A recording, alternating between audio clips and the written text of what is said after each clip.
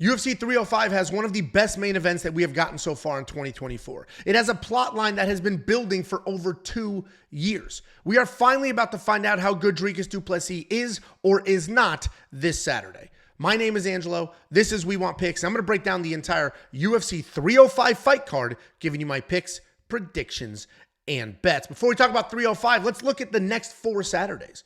We have an incredible lineup. Every Saturday for the next 4 weeks, we have some very rock-solid fights. We have UFC 305 this Saturday. Next Saturday, we have Caio Borralho versus Jared Cannonier. The Saturday after that, we have Gilbert Burns versus Sean Brady. And the Saturday after that, we have UFC 306 or Noche UFC.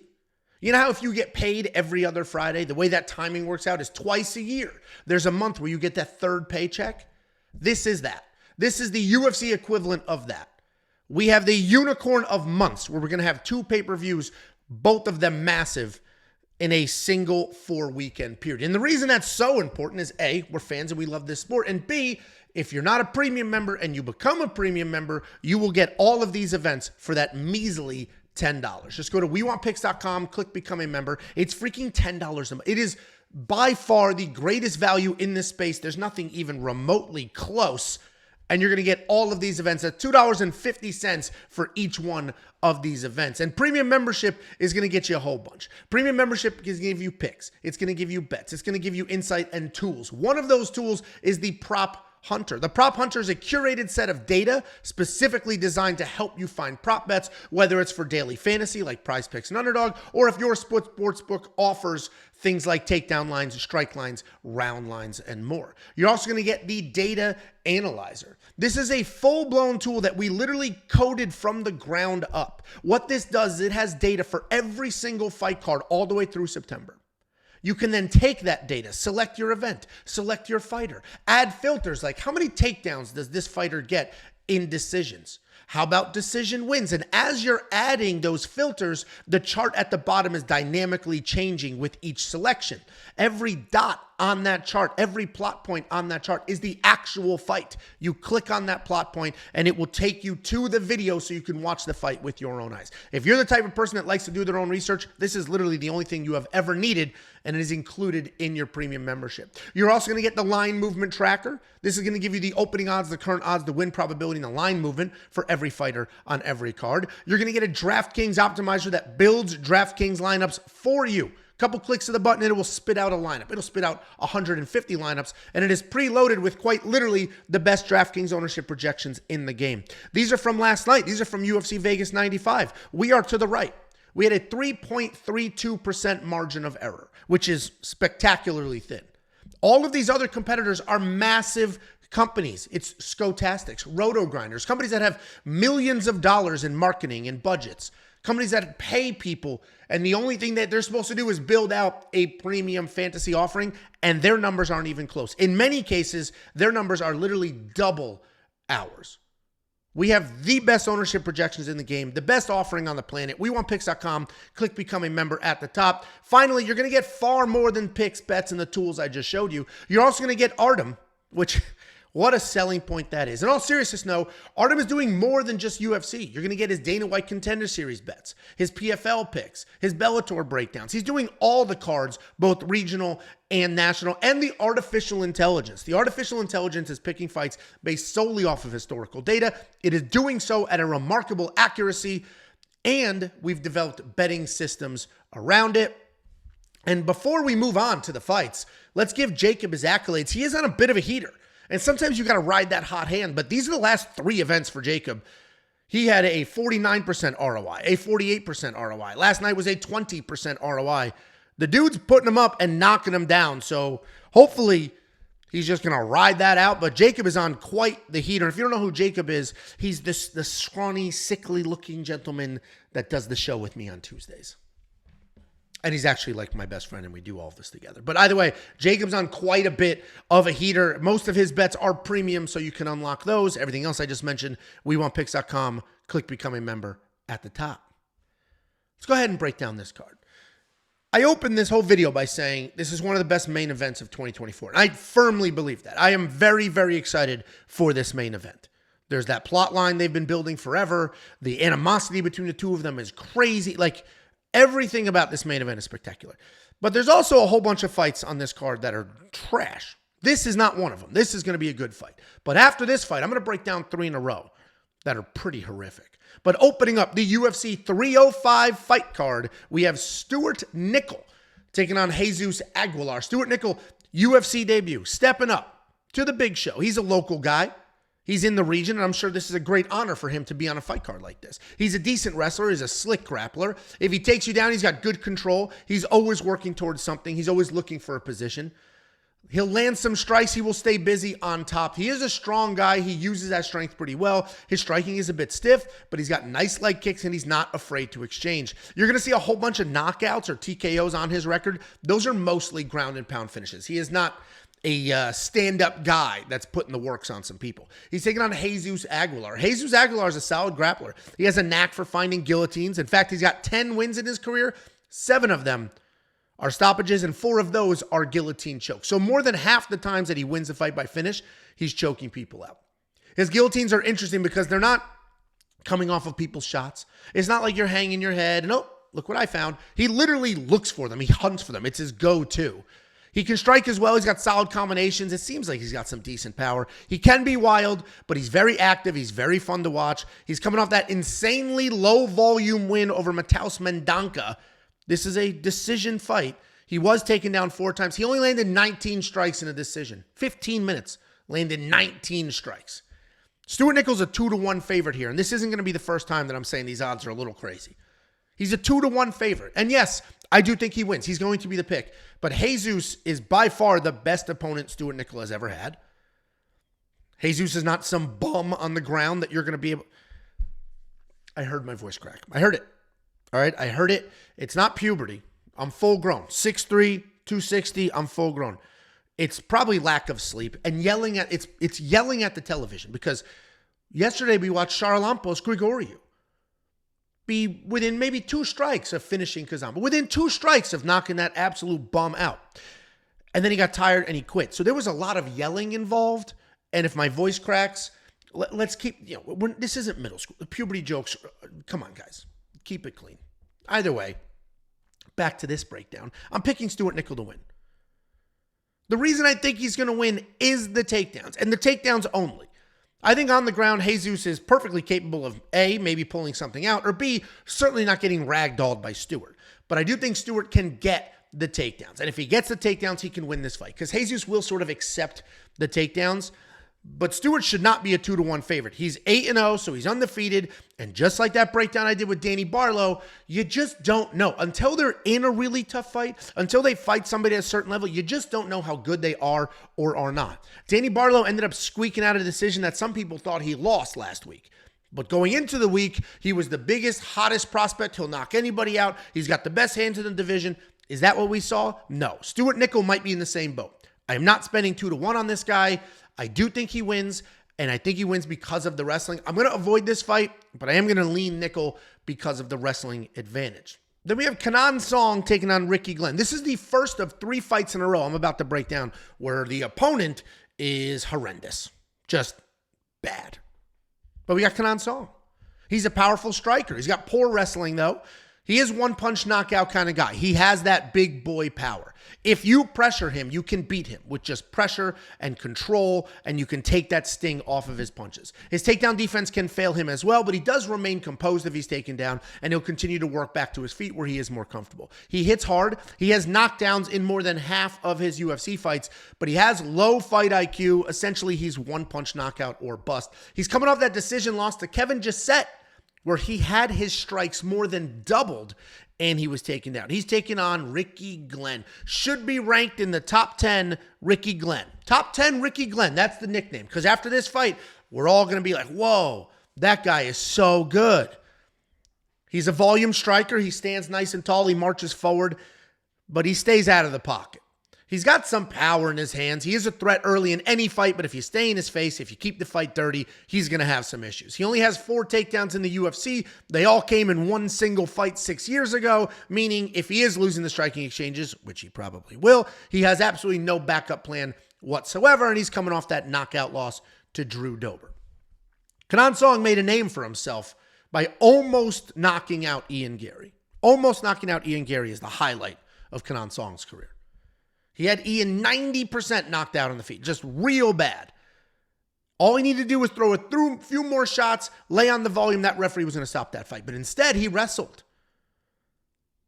And I mention this because he's more than a 2-1 favorite right now. A guy with that low fight IQ is a 2-1 favorite. At the very least, I got to leave it alone. I can't lay action on a 2-1 favorite that you can't trust the decision-making skills. He should steamroll Ricky Glenn. He should steamroll Ricky. Like, Ricky Glenn's Ricky Glenn's awful. Song should win here. The line is definitely reflecting the Ricky side. Sometimes we get fights and you look at the betting odds, you're like, how is that possible? This gentleman should not be this big of a favorite anywhere. But then the reality is that, I see what's happening over here. We saw that last week with Charalampos. And that's not always correct, meaning Shara was a 2-1 favorite. And in the first 30 seconds of the second round, he looked like it. And then turns out, he's a quitter. He's a quitter too. So we have two quitters fighting each other. Anything can happen. That's not the case here. Kenan Song's not a quitter. Kenan Song hits like a freight train. Ricky Glenn can get knocked out. Ricky Glenn probably gets knocked out. But Kenan Song being a 2-1 favorite when we've seen him make poor decisions to give away fights in the past, I can't do it. I can't spend the money, but I promise you, we got other spots. I've already got 4 bets on the board. We got other spots. This can't be it. Not at these odds. If Kenan Song's minus 140, bang. 2-1, can't do it. Then we got Tom Nolan taking on Alex Reyes. Fight 2 of 3 in a row where one of these gentlemen should not be in the UFC. We got Tom Nolan. This guy's a long, lean striker. His frame is almost identical to Corey Sandhagen's. He's got that same lurchy shoulder, super long, and that's how he fights. His striking is a little more traditional than Corey's. He's not doing as many wild techniques, but he has that same build and he can use that range well. He is accurate, he is technical, but he has no problem getting into a brawl. Outside of that lone loss on his belt, he has a solid chin. I've seen him in more than one fight just eat giant overhands while keep coming forward. He's got a lot of pressure, lots of volume, tons of power, not much takedown defense. He is coming off that bounce back win over Victor Martinez where he finished him in the first round. He's taking on Alex Reyes. Alex Reyes is Dominic Reyes, the light heavyweight, Dominic Reyes' brother. They fight very, very differently, though. He's hard to break down because essentially he has only fought one time in 6 years, and that was a first-round knockout. If you didn't know, Alex Reyes was out for 6 years. He had some major health issues, some sort of blood. It was a big deal. And credit to him. We jokingly, this guy sucks. The reality is, this dude was in a bad way for a long time. So just getting better and stepping into that cage, even though he lost very quickly, but just getting better and stepping into that cage, I can't imagine what that meant to him and his family. So in all sincerity, good for Alex Reyes. And if you know what, if getting knocked out and losing a couple fights in the UFC is the worst thing that happens to you, great, because it could have been worse. His health issues were a very real problem. Now back to trashing him. The guy stinks. He got knocked out in the first round in that first fight back. Prior to the layoff, though, he was a forward pressure guy. He would brawl on the feet. He'd quickly look to grapple. On top, if he got you to the ground, doesn't have great takedowns. If he got you to the ground, he would throw heavy punches and look for a stoppage. But since the layoff, he's looked stiff, slow, chinny, and as I mentioned, he was knocked out in the first round by Charlie Campbell. Tom Nolan, biggest favorite on the card, minus 1,000 favorite. The way that math breaks down is essentially minus 1,000 means the bookies think that he wins this fight 91% of the time. I think he wins 98% of the time. So the way I see it, there's some incredible value there. There's 7 points of value there. I'm going to be mortgaging. I'm going to take the money out of the children's college funds. I'm going to be mortgaging the house, and it is all going on Tom Nolan so that I could spend $100,000 and make back $400. And while that was shrouded with sarcasm, Tom Nolan steamrolls here. He steamrolls here. I have no idea how Alex Reyes is in the UFC, let alone on a pay-per-view. Again, congratulations for putting yourself together and staying alive. That sounds like I'm not being sarcastic, but he's not. Tom Nolan, I've already spent too much time explaining who wins this fight. You see the names and move on. You know who wins this fight. Then we have I think the third and final fight of what the hell is this person doing in the UFC. We got Jack Jenkins taking on Herbert Burns. Jack Jenkins, solid striker. A very good striker, actually. Good takedown defense. He likes to pressure forward. He'll back you up against the cage. And then from there, he might look for some control or even a takedown. Overall, he's a powerful guy. He has multiple ways to win a fight. People like to highlight his striking, the leg kicks and all of that. But he has 4 fights under the UFC umbrella with 9 total takedowns. He's coming off that unfortunate injury loss to Chepe Mariscal where he was taken down, his elbow hit the wrong way, snapped it, and now he's back. He's taking on Herbert Burns. Herbert Burns is the younger brother of Gilbert Burns, and much like the Alice Reyes we just did a breakdown of, he's an absolute embarrassment to the family name. Herbert Burns is nowhere near as good as his brother. He is a solid grappler. Just raw grappling without punches involved, he's a solid grappler. He's got okay power in his hands because he'll bomb away. He averages almost 3 takedowns per 15 minutes, and even though he looks like he genuinely hates to fight, like he literally looks like he hates to fight. Like he doesn't want to be in there. I don't like this. Take me home, mommy. And actually, think Take Me Home Mommy, and then Google Herbert Burns, Gilbert Burns cage. I don't know, something like that. There's the photo of Gilbert Burns holding his younger brother and carrying him out of the cage. Actually, maybe older brother, I don't know. Either way, back to this breakdown. He does have some quality wins. I don't know how, but he has some quality wins. He beat Evan Dunham, and if you haven't been watching a long time, you don't know the name, but he was good. Beat Derek Minner, solid wrestler. The problem is, Herbert Burns is submission or bust. He's very dangerous on the ground, but he has almost no ability to get it there. The offensive wrestling is terrible. And then if things get tough, he does quit. And this is a pay-per-view, an incredible main event, a solid main card. So the fact that we just broke down 3 fights in a row of the worst UFC fighters on the roster is kind of bizarre. Herbert is not very good. He seems to hate his job. He should not be in the UFC. He won't be able to take Jack down. That's just not going to happen. Jack's going to light him up on the feet. Obviously, Jack has been out a while. He has the elbow injury. I don't think any of that matters. Jack Jenkins is going to be safe here. He's going to light up Herbert Burns, and you should probably parlay him before those odds get crazy. He might be the second minus 1,000 favorite on this card. Because right now he's like minus 4 something. And that sounds crazy, but again, sometimes you just got to look at the opponent. Now, we're on to some competitive fights. We got Casey O'Neill taking on Luana Santos. Casey O'Neill at one point in time was like, whoa, how good can she be? And she's on a little bit of a skid, but she's still got the skills. She's a Muay Thai striker. She's got solid elbows. She is willing to brawl. She can get into a firefight. She can also wrestle. She has 8 takedowns in the UFC and a 66% takedown defense.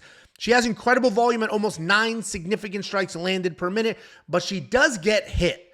She gave up more than 200 strikes in her last 2 fights alone. She's coming off her second loss in a row, this time to Ariane Lipski, where she was submitted in the second round. So pay attention to those words. She got hit over 200 times in her last 2 fights, and those weren't decisions. She's taking on Luana Santos. Luana Santos is a very slick grappler. She is stepping up on short notice here. She has both traditional takedowns and judo that she uses to get fights to the ground. On the ground, she's patient on top and does an amazing job of maintaining positions after getting those takedowns. She does not have the best striking, but we did just see some very big power from her in her last fight. She relies very heavily on that judo, but the problem can be getting into a slug fight. She will hang out and just bang away inside that pocket. She's coming off that dominant win over Maria Agapova, where I mentioned she did drop her with a punch to get that going, and Maria was supposed to be the much better striker. Before her recent skid, Casey O'Neill was a solid prospect. She was a nasty striker. She added wrestling to the arsenal, and then her level of competition stepped up, and she hasn't been able to answer that call. The decision loss to Jennifer Maia is something we can look past that, right? She hung out in the striking, defended a few takedowns. She took a round on the scorecards. But being taken down and submitted so quickly by Ariane Lipski is a bad look. And not because Ariane's bad, but that was just not a good look. Especially for a matchup like this. I talk about it all the time. Defending judo throws is different than defending takedowns against the cage. Everybody at this point should be able to defend takedowns against the cage. You widen your base, you weep your hips, you work the head, the hands. Everybody can do it at this point. But defending judo throws, unless you've been training judo, or unless you're a nasty wrestler and have full control of your hips, defending judo can be tricky because all of a sudden you're in a clinch, you think you're okay, boom, you're gone. You went for a ride, you're tripped, you're down. And if Ariane Lipski is getting Casey O'Neill to the ground and submitting her that quickly, so is Luana Santos. I have a half a unit on her at -140. The only reason it's a half a unit and not a whole unit is ultimately this is short notice. She is traveling to the other side of the world. Like, those things do matter. But Luana Santos is feeling herself. She's coming off a great win. And I think she steamrolls here. Then we have Josh Culibao taking on Ricardo Ramos. This card, I'm telling you right now, there's a lot of fights where I do my breakdown. As you know, I don't know the odds yet. I just do my breakdowns. I pick who I'm going to pick. Then I look at the odds, and then maybe I'll adjust my notes, right, to account for, holy shit, what are these odds? This is one of those fights. I went back and forth. In my mind, this is a pick'em. I went back and forth on this fight over and over and over. And there's a few fights on this card where I'm like, the dog can do it. The underdog could absolutely do this. And then I see the odds, and it's like, holy shit, this is crazy. And this fight, we got Josh Culibao. He's a solid striker.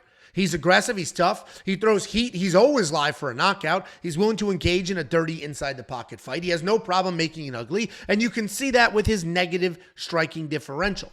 He's not much of a grappler, though, and while he has solid takedown defense at 67%, he is 0 for 10 on offensive takedown attempts. He has never taken somebody down, hasn't been able to get that done, but he's tried. He's coming off that decision loss to Danny Silva, where he was chinny early, but seemed to wake up after being dropped and took over the striking. He's taking on Ricardo Ramos. This guy's a very dangerous fighter who is good everywhere. He's a tall, rangy striker with slick BJJ. He's got high kicks, spinning kicks, a great jab, solid leg kicks, and if it hits the ground, he is always hunting for a submission. He's very fast in those transitions. He's coming off his second submission loss in a row. This time, he was able to land 2 full strikes and get 2 takedowns before being guillotined. And listen, maybe I've been doing this too long or just staring at numbers too long. I've seen too many upsets. Charlampos, I hope you're unemployed tomorrow. But I'm looking at this, and I don't think Culibao should be a 2-1 favorite. He's definitely good. He's tough. He should win, but he's also a little bit chinny and can't defend takedowns as well as he should. Ricardo Ramos is dangerous. He's willing to wrestle. Culibao's going to be the pick, but he's going to need to defend that chaos early and find his rhythm, because Ricardo Ramos will make something happen. And if Josh Culibao's getting taken down, yes, Ricardo Ramos was just submitted in the first round. It was a guillotine by one of the better guillotine guys in this division. The reality is he had 2 takedowns in almost no time, and he will come forward. He will strike with you. He will shoot takedowns. He will grapple. Ricardo Ramos is good. I'm picking Culibao because I think he can defend a few of those takedowns, and he is just such a dog, and I trust his cardio and all of that. But Ricardo Ramos is very good, and I think he's a great underdog on this card. We'll see what the round line is. This may be an under 2.5. If we have a 2.5, the under 2.5 probably makes a lot of sense here. Then we have the featured prelim fight of the evening. And I did my rant earlier, 3 fights in a row. These guys shouldn't be in the UFC. Maybe it's 4 fights. This is a battle of the Wish brothers. You ordered Justin Tafa? Well, here you go. Here's Junior. Hey, can I get some Johnny Walker? We have Valter Walker. And it's a weird matchup with a pretty tasty fight line that I'm trying to avoid. We got Junior Tafa. He is in the kickboxing world nasty. He's got some power, good footwork, a willingness to engage. He's Justin Tafa's younger brother, but he is built very different. He's long and lean instead of short, stocky, and thunder-thighed. He has that same power, a good enough chin, but he's faster, he's a little more athletic, and a little more technical than his brother. The big question for any of these kickboxers coming over to MMA is, will the wrestling defense hold up? And the answer to that question for Junior is no. It won't. We've seen him get taken down several times before. He's coming off that insanely short notice switcheroo loss to Marcos Rogerio de Lima, where if you remember, literally at the weigh-ins, well, this brother can't fight, but this one can, and they just swapped him. And then he got steamrolled. He's taking on Valter Walker. Valter Walker is Johnny Walker's brother, but like Johnny, he's massive. Unlike Johnny, he's a wrestler. He's 6'6". He's very imposing. He is controlled. He does like to murk forward. He does like to get the wrestling going instead of dancing around doing everything that Johnny does. He's more of a wrestler than anything. He has spent a giant portion of his career in Russia, where he has been grinding on the wrestling mats. His striking is not very good. He does get hit a ton, but he doesn't care, right? He's looking to just move forward, lower his level, shoot the takedowns, get this fight to the ground. He's coming off the absolutely horrendous UFC debut where he was exhausted after, I think, like 45 seconds of fist fighting. I mentioned this is the battle of the budget brothers. These guys are not their brothers. They're just not. I don't know if they ever will be, but it is what it is. They're budget brand knockoffs. And again, it's crazy to me how many like non-UFC level fighters there are on such a good UFC pay-per-view. With all of this shit talking aside, Valter Walker is absolutely horrible, but he can do some taking down. I think Valter can get the takedowns. I think he can win this fight. His cardio is an absolute dumpster fire. Hopefully he worked on it. If he didn't, he's screwed. But Valter's going to be the pick. He should be able to come forward and get the takedowns. We watched Junior Tafa get taken down by Muhammad Usman, who we've already established is not very good.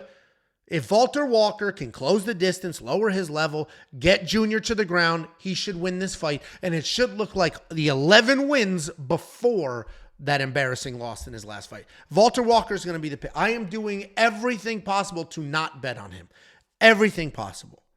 The odds are just so good. And in my mind, I'm like, well, yeah, but Junior sucks too. And I can't do it. Guys, don't let me do it. Don't let me do it. I want to do it, but don't let me do it. Like, if you watched that gentleman's last fight and you know he's fighting again, you're like, let me bet on that guy. Then we collectively have a problem. We can't do it. Dude, go watch Valter Walker's last fight. The only way you consider betting on him in this fight is if it was plus money. And it's not. He's a slight fade. Like, it's just, I think he wins because I think he gets the wrestling going. But what in his last fight showed us that he will show up prepared and ready to go? I just talked myself. Good job, Ange. Nice pep talk. I talked myself out of betting on him. You can't bet on him. He's just so bad. But what is good is the $50 promo that we give you. All you need to do is go to wewantpicks.com/bets. We have affiliate links. You use one of those links, you make an account with your sportsbook of your choosing, and we send you $50 as a thank you, right? They're going to pay me, so I'm going to pay you. It's that simple. wewantpicks.com/bets. Sign up, make a deposit, get paid. You can use that money to become a premium member. And I get it. There's people watching this. They're looking at this slide right now. And like, well, wait a minute, the safety parlay lost last night. It did lose last night, and I apologize for that. Nobody's more disappointed than me. But if we look at the numbers, safety parlay continues to be stable.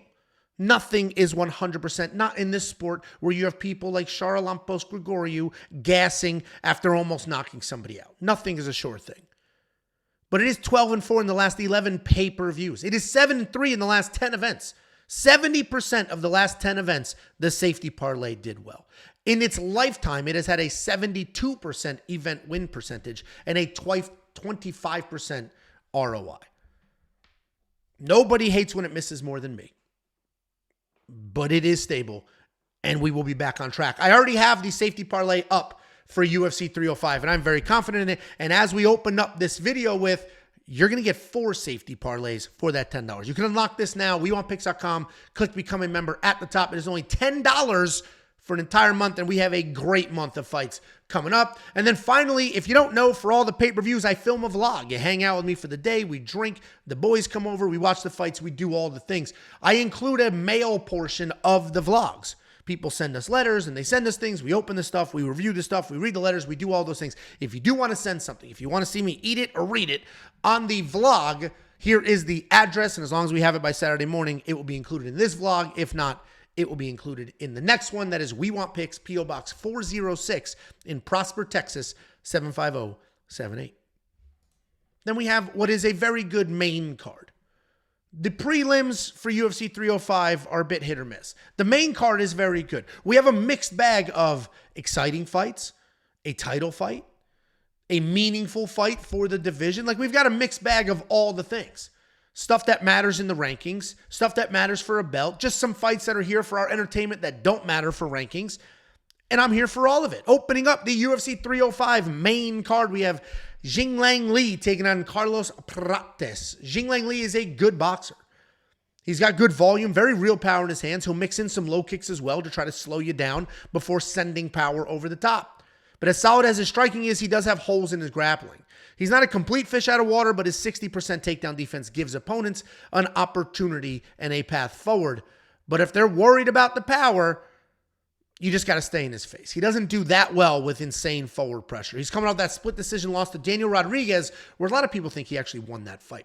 He's taking on Carlos Prates. Carlos Prates is a very, very dangerous striker with big power and range control. He is pretty light on the feet, and he manages to throw kicks to any part of your body whenever he wants to. He'll land head kicks at the drop of a dime. He'll throw spinning kicks. He'll defend most of the takedowns that come his way. He's got very low hands, a stance that looks similar to Alex Pereira's with the plodding forward, but he's coming off his 8th consecutive knockout win. This should be Carlos. This should be Carlos all day long. He should be light years faster and way cleaner on the feet. Lee is getting a little older, a little slower. He hasn't fought in almost 2 years. My only concern, the only reason that I've got a tiny bit of hesitation here is Lee is durable, very durable. And it is possible that Carlos punches himself out. I don't think that's likely because Carlos isn't an insanely high volume guy. He takes his time, he finds his spot, and then he goes. So we should be good here. Carlos should blow through Lee, and that's why this fight has been set up. But Carlos has looked absolutely fantastic. He's at Fight Nerds. Fight Nerds has been doing quite well lately. So Carlos Prates is going to be the pick. And this is just a really tough welcome back after a 2-year layoff for Jingliang Lee. I mentioned some fights on this card are just for fun, and this is one of them. This doesn't matter for the rankings. Tuivasa is on a wild losing skid. Jairzinho Rozenstruik just won to bounce back after a couple of losses. Like, this is just a big, fun heavyweight fight. If you didn't know, Jairzinho, Biggie Boy, was on our call-in show. On Thursdays, we do a live call-in show where you can call into the show. If you're a premium member, ask questions, hang out. The last 2 weeks, we've had fighters on. We had Adrian Yanez last week. The week before, we had Jairzinho Rozenstruik. He answered some questions from premium members, from you, from the community. They called, and he answered some questions. He hung out for about an hour. My takeaway from that was, this dude's super cool. He has a lot more personality than I thought he would, and he was a ton of fun. Go check out that video. It was just a fun hangout, and I was surprised. I thought he comes across like, pretty the man of few words. But that's not, he immediately hopped on that stream, made fun of Jacob for wearing glasses inside. Jairzinho's a pretty cool dude. I will not let that affect this breakdown. We'll start with Tuivasa. We know who he is. Heavy-handed striker, good volume, great low kicks. He's always been fast and powerful for his size. He's always been pretty sharp and composed. The leg kicks are impressive. The jab can be impressive. And obviously, he's got big power. For a while there, we talked about his chin, how spectacular his chin is. Takedown defense is just okay. 0 takedowns offensively. He's never even tried one. But the chin used to be his biggest asset because he had such good, powerful offense and such a solid chin that he was a problem. He was on a nice little win streak. And I've mentioned this before, but I think the worst thing that ever happened to Tuivasa's career is that win streak. I forget how many in a row. It was like 5 in a row. He was knocking people out, doing damage, doing things, feeling himself. And the UFC was like, hey, he's marketable. He's funny. Like, this guy is it. Let's push him. And then he just got too good of competition all at once, and his chin is gone, unfortunately. He's been knocked down 4 times in his last 4 fights. Most recently, a submission loss. He's taking on Jairzinho Rozenstruik. Big, heavy-handed striker. He is a Muay Thai striker by trade. He's traveled the world, fought hundreds of times in Muay Thai. But his style is more of a counter striker. He finds range when you overcommit. Similar to Tai, you know what you're going to get, right? Jairzinho is in the cage, 0 takedowns in the UFC. Takedown defense is pretty good. This is going to be a fist fight. He's coming off that TKO win over Shamil Gaziev, where he was tentative at first. And that's probably because he was waiting for the takedown attempts to come. But he took over with the jab, and he outstruck Gaziev 127 to 22. 127 to 22. And it's because he pumped the jab and he just used superior technique. These are heavyweights. We're likely going to see a one-punch knockout here. I don't think this is going to go to a decision because Tai will bring the fight to you. And that either works for him or it doesn't. In this case, I don't think it's going to work for him. I think overcommitting and moving forward too fast against somebody like Jairzinho, who's a great counter striker, is going to be the problem. Jairzinho Rozenstruik is a great counter striker. I see him stepping off, landing big on Tai. I think Tai's going to lose. And luckily, I don't think it matters, right? I think Tai is just so beloved by the fan base, by the community, by the people in his country and worldwide, that if he loses again, it's like, hey, yeah, we're good, man. Thank you for at least going out there and not being boring as shit. How many heavyweight fights have we seen that are just horrendous boring? How many? A lot is the answer. Tai's not boring. Jairzinho's a counter striker, so if he's fighting another counter striker, you could get a chess match, but I think Tai comes rushing forward. I think Jairzinho steps off, blasts him, and I think the technique is what matters here. So Rozenstruik is going to be the pick. I'll wait for the prop bets to see if there's some value anywhere in there. Then we have the featured fight of the evening. We have Mateusz Gamrot taking on Dan Hooker. I'll tell you right now, this is another fight where I've gone back and forth. And I'm not somebody who thinks very highly of Dan Hooker. But let me break down why I'm like, man, Dan can absolutely 100% win this fight. And I'm probably going to have a bet on Dan, and I'll walk you through it right now. First, we'll start with Mateusz Gamrot. He's a nasty wrestler. His striking is decent technically. He's got a pretty diverse set of attacks. He does not have any power on his feet, but he is busy, and he will push a pace. Gamrot can out-wrestle pretty much everybody in the division, or at least everybody outside of Islam and Beneil Dariush. He did out-wrestle Arman. He has a relentless pace. Non-stop takedown attempts. And all that is a recipe for success, but unfortunately, he's very chinny. Even though the striking technique is there, his chin is not. He has been dropped in 5 of his last 9 UFC fights. 5 of 9. More than 50% of the fights that he's been in, he is dropped. Eventually, it's going to be a knockout. Eventually, it's not just a drop. Even Rafael dos Anjos at 87 years old just dropped him, and he needed 11 takedowns to win that decision. He's taking on Daniel Hooker. Dan Hooker's a very good striker. He has a ton of heart. He's not a quitter. We've seen that heart in a lot of fights, including his last fight. We saw it in the Dustin Poirier fight. We saw it in the Paul Felder fight. We saw it in the Jalen Turner fight. He's a long, rangy kickboxer. He uses kicks really well to manage that distance. He's sharp. He's technical. At times, he can get sucked into firefights when he should keep it technical, but he's not afraid to do anything. His takedown defense is solid at 80%, but I don't think it's going to matter here. I think he's just going to get taken down. But that's not the point. He's coming off the close win over Jalen Turner back at UFC 290, and then a long layoff because of a broken arm. This is a really good fight.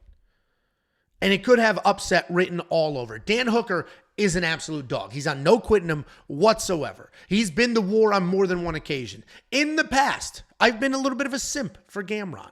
You get a nasty wrestler, I'm all about it. I love the wrestlers.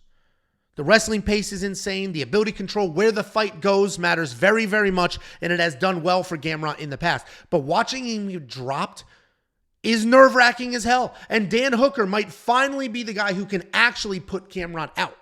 Gamrot isn't dangerous at all. So Dan doesn't need to worry about anything other than scrambling back to his feet and letting his hands go. My only concern here is Dan's layoff and what that means for his cardio, because he's going to need every single ounce of cardio to continue scrambling back up to his feet, to continue getting there and bombing away. I do expect Dan to be taken down. I'm sure he expects that you're not going to defend all of Gamrot's takedowns. Nobody's done it. Beneil Dariush, actually. Nobody else has done it. You're going to get taken down. So now, can Dan scramble back to his feet and let his hands go? Can he drop Gamrot? Well, almost everybody else has, and Dan Hooker is one of the better strikers that Gamrot has fought, so he should be able to drop him. I'm going to pick Gamrot, ultimately. I don't love it, but I'm going to pick Gamrot because I do think the wrestling is just too fucking much. Just too much. Sorry for cursing. But when the prop bets drop, I'm going to go Dan Hooker. Gamrot's a decent favorite here, which works really well for the plus 3.5 bet. If you don't know what that is, you're basically buying a point on the judges' scorecards. You're buying a round. It's like betting the spread on another sport. So if we end up in a decision where Gamrot wins 29-28 because Dan Hooker had one round where he dropped Gamrot, so they gave him that round, that bet will hit. If Dan Hooker outright wins the fight, that bet will hit. The only way that bet loses is if Gamrot finishes Dan Hooker or wins essentially a 30-27. When that prop bet drops, I'm probably going to hit it because I do think Dan Hooker can at the very least win one single round. Everybody is dropping Gamrot. Everybody. And Dan Hooker can certainly do it too. So Gamrot's going to be the pick because of just the insane 15 minutes of nonstop wrestling.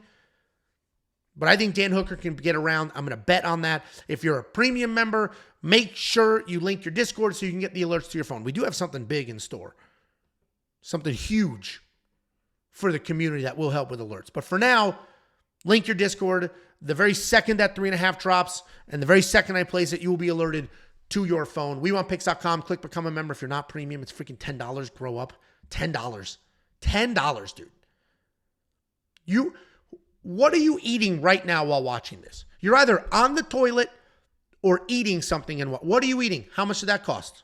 More than $10. WeWantPicks.com. Click become a member at the top. Then we have the co-main event of the evening. We got a little baby boy and a Genius Bar employee. We got Kai Kara-France taking on Steve Erceg. Kai Kara-France is just a little baby boy. Very good kickboxer, though. Ton of power, good volume, technically sound. He works really well inside and outside of the pocket. Very solid takedown defense at 88%. He can be hesitant at times, but he does let his hands go when he gets comfortable, and he looks good when he does. He's coming off that split decision loss to Amir Albazi a little over a year ago. He's taking on Steve Erceg. Steve Erceg is a slick grappler. He attacks very quickly. He'll snatch things up in scrambles. His striking is quickly improving, and he does have some nice calf kicks with some solid volume. He's got that very wide stance, limited head movement though, which is why he is hit with more than 4 significant strikes per minute. He moves very fluidly and seizes opportunities on the ground. He's coming off that very close loss to Alexandre Pantoja, where he was taken down 9 times. A lot of people insisted he won that fight. I didn't see it that way, but you guys know I love my wrestlers. This fight is going to come down to Steve's ability to get this fight to the ground, and I don't know if he really can. Kai has very good striking, and as long as he isn't hesitant, he should dominate on the feet. He's too fast and he's too accurate. While he has great takedown defense, the problem is he's just a little tiny thing. He's like a little baby bird. He's a small child masquerading as a full-grown man. Steve is already big for this division, and he's going to be a giant next to Kai. So if Steve can use that size, lean on Kai, slow him down, get him to the ground, then Steve can win. But again, if he can't, then he's likely going to get beat up on the feet. This is honestly a close fight, far closer than these odds. And this is another situation where a plus 3.5 might be a good bet. Kai can absolutely win one round. If he gets his hands going and he's touching and he's fast and he's moving, he can certainly win one round. Steve Erceg is going to be the pick here because I think the size is the difference. But Kai Kara-France is a tough dude, lightning fast, just a little me, just dancing around. Look how little. He's just so tiny. And then we have the main event of the evening. I'm pumped for this. This is an incredible main event. I am very excited for this fight, in all sincerity. The plot lines building up to it are insane. Israel Adesanya, the longtime champion, losing the way he lost his belt, taking a year off, coming back, physically looking better than ever. Dricus du Plessis, like a sloppy, missing technique at times, but insanely tough, insane cardio, forward pressure, never stop. Like the plot lines with I've got the belt and I live in Africa. Like everything about this fight is awesome and I am looking forward to it. I don't see a world where this fight sucks because even though Israel Adesanya does have some boring fights, Dricus does not. He will make sure this is an exciting fight. Win or lose, this will be an exciting fight and I'm looking forward to it. We got Dricus du Plessis, the current middleweight world champion. He's a decent striker. He can work in takedowns. He's exciting to watch because he's explosive. He's got leg kicks, and he never stops moving forward. He's a very good grappler as well who hunts for submissions and looks for stoppages on the ground. Takedown defense can use some work, but it won't matter here. While he does continue to get quality wins, the reality is he's sloppy as hell. He lacks certain techniques, but his cardio is nuts. And it does not fail him, and he continues moving forward. He continues working nonstop. He's coming off that close title win over Sean Strickland, where he had 6 takedowns, but he did get hit a little bit. He's taking on Israel Adesanya. We don't need much of a breakdown for Izzy. Everybody knows who he is, certainly at this point. He's obviously an amazing kickboxer, longtime middleweight champion. He times his strikes really well. He's got great counter striking. He's got a decent chin. He'll roll with the punches. They'll just slide right off. He lands pretty quickly. He fires back pretty quickly. He's got short hooks and straights. Takedown defense is solid at 77%, and he will need every single percentage point in this fight. And listen, this is going to be a controversial fight. Every week, there's always one fight that has the entire comment section just screaming and yelling, calling each other horrific names for no freaking reason. And then immediately after the fight is over, going back to the comment section like, told you so. First of all, nobody picks it 100%. So playing the told you so game in this world is crazy because you're going to be wrong too, and eventually it's just going to get thrown back in your face. But this is going to be the controversial fight of the week. This is the fight where everybody is going to be 1,000% sure on their side. And that's great. That just builds the anticipation. Adesanya is, without question, the better fighter in this matchup. He's the more technical fighter. It's not even fat. Like, it's just straight up not even close. Israel Adesanya is the better fighter. His striking technique is clean. His footwork is fantastic. His defense is fantastic. And he's one of the best middleweights of all time. But he loses this fight. Dricus is sloppy, but the pressure is insane. Constant forward movement, constant takedown attempts, just bullying. I think all of that is going to be too much for Izzy. He's 35 years old. He took a year off. The insane amount of pressure that he has put on himself, basically fighting for two countries. Dricus is going to be the pick. And I've got 2 bets on Dricus. I got him a half a unit at plus 105. And then a few hours later, I saw it at plus 120, so I put another half a unit. That line is bouncing all over the place, but I think Dricus to Plessis pressure is going to be too much. What I'm not going to do, what you haven't heard me do is be like, well, Sean Strickland dropped him. I think that Sean Strickland fight was just a bad night for Izzy. This breakdown is exactly the same whether he lost his last fight or not, frankly. I think Dricus can get it done. And it's crazy to say because we're not far removed from me being like, this dude's technique sucks. And he is sloppy. And he is a mess. But the cardio is absolutely insane. Guys, that's the breakdown. Let me send you $50. It's to show our appreciation. We have affiliate deals, right? This is a business. There's multiple avenues of revenue. And one of those avenues are affiliates. And what we like to do is take care of you because you take care of us. So if you go to wewantpicks.com/bets, on that page, there'll be multiple affiliate sportsbooks. You pick one, you sign up, you make a deposit. They're going to pay me, and I'm going to slice off some of that money, and I'm going to give it right back to you. You can then use that money to become a premium member. Premium membership, the greatest value in this space, period. End of story. Like literally, just that's the end of that story. The data analyzer alone is worth far more than $10 a month. This is a tool with fight data all the way through September. And then you can work your way through. You can find a specific fighter. You can add filters like how many takedowns does this fighter get in wins? How many strikes do they land in losses? What is their average fight minute in fights where they get knocked out? All of that information, you can filter it out. This chart at the bottom will update itself live, and then if you click on any one of the plot points, it will literally take you to the fight to watch it with your own eyes. You're also going to get the Prop Hunter. This is a curated set of data specifically designed to help you find your prop bets week in and week out. You're going to get the line movement tracker. This is going to give you the opening odds, the current odds, the win probability, and the line movement for every fighter on every card. You're going to get the DraftKings Optimizer preloaded with the best ownership projections on planet Earth. You're also going to get the safety parlay.